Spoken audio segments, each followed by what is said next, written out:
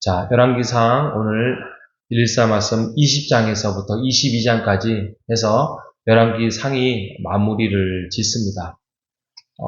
20장은 아람 왕 베나닷이라는 사람이 나옵니다. 그 베나닷이 북이스라엘을 공격을 합니다. 근데 선지자 예언으로 인하여서 그 첫 번째 전투에서 이스라엘이 승리를 합니다. 그러자 베나닷이 나중에 또 두 번째 공격을 해옵니다. 이때 북이스라엘 왕인 아합 왕이 승리를 할 뻔해요. 그런데 승리를 하긴 하는데 불순종으로 인하여서 결국에는 패배를 가져옵니다.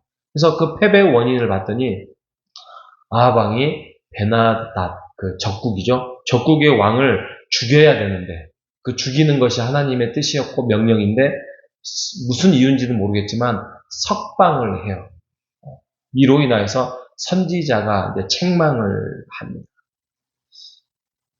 21장에 가면 그가 아합 왕이 탐욕을 갖게 됩니다.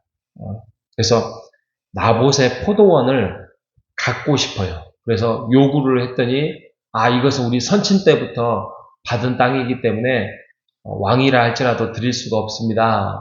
라고 하자 그냥 포기하려고 해요. 근데 그 부인 이세벨이 왜 당신은 왕이 되면서 그렇게 어리석습니까? 그래서 음모를 꾸미면서 나봇을 죽입니다. 나봇을 계략을 꾸며서 죽이고 그 땅을 차지하는 모습을 보고 엘리야 선지자가 심판을 선고합니다. 당신의 나라는 당신은 이제 얼마 살지 못해서 죽을 것입니다.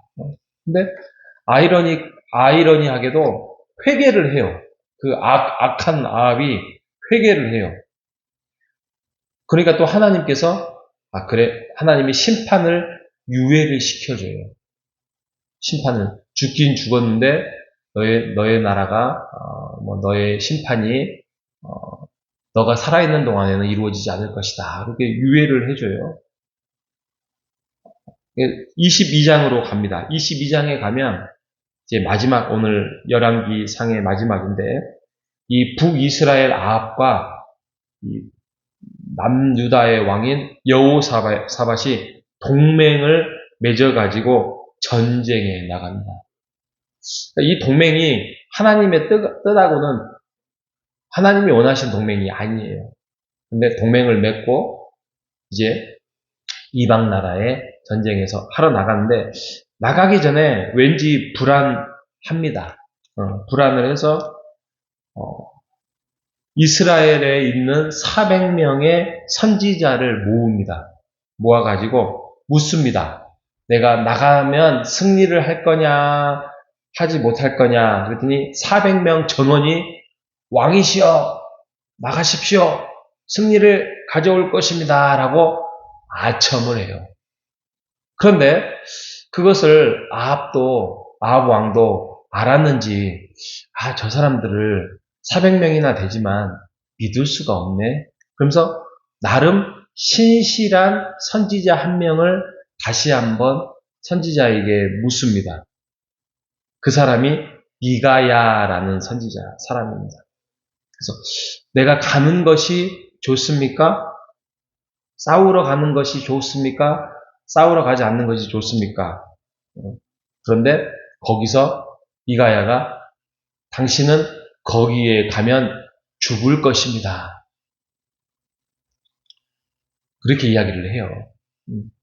왕 앞에 그렇게 말하기가 쉽지 않잖아요. 그런데 이야기를 합니다. 그러니까 막 옆에 있는 사람들이 막 때리고 왕에게 그런 말을 했다고 합니다. 그러면 자기네들은 400명이나 되는 그 말들이 다 거짓말이 되잖아요. 결국에는 불길한 예감에 아합이 변장을 해요. 왕으로서가 아니라 어떤 일반 군인으로서 그냥 변장을 하고 그 전쟁터에 들어갑니다. 처음에는 적국이 저기 아합 왕, 북이스라엘 왕이 있다. 그래서 죽이려고 했는데 딱 보니까 여호사밧이에요. 그래서 죽이지 않습니다. 그런데 성경에 참 재밌습니다. 오늘 읽었던 22장 34절에 한 사람이 무심코 활을 당겨 이렇게 시작합니다. 근데 활을 당겨서 쐈는데 그 변장했던 그 아합 왕에 맞았어요. 갑옷 솔기에 맞췄는데 당장 죽지는 않았죠. 그런데 결국에는 죽음을 맞이해요. 무심코 활을 쐈는데. 그런데 이 모든 것들이 하나님의 계획과 하나님의 심판이었다는 것입니다. 이렇게 하면서 아합이 죽게 됩니다. 여러분, 저는 아합과 이세벨을 보면서 어떤 한 사람이 생각이 나요. 누구라고 말을 하지 않겠습니다만 그 왕 같은 역할을 하는 부인과 또 어리석은 그 왕의 모습들을 보면서 정말 하나님의 뜻을 순종하고 북이스라엘을 잘 세워나가면 좋지만 앞에서 본 것도 없고 선한 왕의 모습도 없고 그런 모습 속에서 그 어리석음으로 가는, 그런데 그 옆에 어리석긴 어리석은데 정말 악인의 여인이 있어요. 그게 이세벨이에요. 그래서 나봇의 포도원을 뺏는 그러한 어리석은 행동도 하고요. 왕이잖아요. 그러면 얼마나 많은 땅들을 가지고 있을 것이며 얼마나 부유하고 자기가 법적으로 원하기만 한다면 돈을 주면서까지라도 할 수 있을 것인데 그런 어리석은 행동들을 보면서 그의 역사가, 그의 인생이 성경에 이렇게 자세하게 기록이 됐다는 것. 우리가 이 땅을 살아가면서 한번 돌아볼 필요가 있습니다. 하나님께서 심판을 임하게 한다면 그게 무심코 어떤 일이 이루어진다 할지라도 하나님의 심판이 임하게 된 것입니다. 여러분, 우리가 한번 생각해 보십시다. 우리 안에 어떤 탐욕이나 욕망이나 잘못된 것들이 있습니까? 하나님의 뜻이 분명하게 말씀을 통하여서, 양심을 통하여서, 또 여러 가지 사인을 통하여서 하나님의 뜻이 있을 건데 이것이 나의 욕망과 충동이 이루어졌을 때에 우리는 어떤 태도를 취하십니까? 우리가 취할 행동은 딱 정해져 있습니다. 어떤 중요한 결정을 내릴 때에 하나님의 뜻을 신중하게 구하고 하나님의 말씀에 귀를 기울이시는 여러분 되시기를 바랍니다. 여러분, 기도하는 것도 말씀하는 것도 습관이 필요합니다. 그냥 어떠한 상황에 중요한 일에 딱 닥쳤는데 내가 말씀에 기도의 습관이나 행동이 내가 있지 아니하면 거기에서 당장 기도한들 내가 당장 말씀을 본들 이게 들어오지 않아요. 이거는 주술과 뭐가 별반 차이가 있습니까?